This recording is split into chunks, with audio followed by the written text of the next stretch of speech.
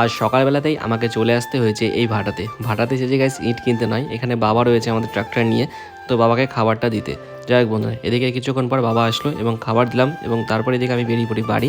আর বাড়ি ফিরে স্নান খাওয়া দাওয়া করে আমি কিন্তু বেরিয়ে পড়ি এই গীতারাম একাডেমিতে।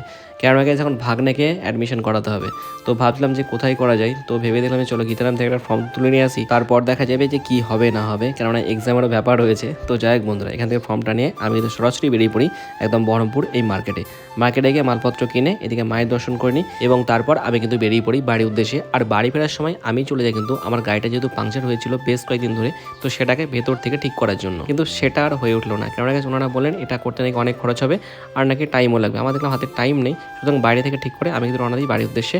আর বাড়ি ফেরার সময় আমি কিন্তু চলে যাই এই বেকারিতে, এখান থেকে রুটি নিয়ে আমি রওনা দিই একদম সরাসরি বাড়ি। আর আগের দিন তোমাদের ভিডিওতে বলেছিলাম যে একটা ভিডিও ছিল প্রি ওয়েডিং, সেটাকে এডিট করতে হবে। যাই হোক, সেটা এডিট কিন্তু কমপ্লিট হয়ে গেছে। এই হচ্ছে এডিট, পুরোটা আমি দেখাতে পারছি না যেহেতু আমার নিজের কাজ নয়। তো চলো বন্ধুরা, আজকে ভিডিওটি এই পর্যন্ত। তোমাদের ভিডিওটি কেমন লেগেছে অবশ্যই কমেন্টের মাধ্যমে জানিও।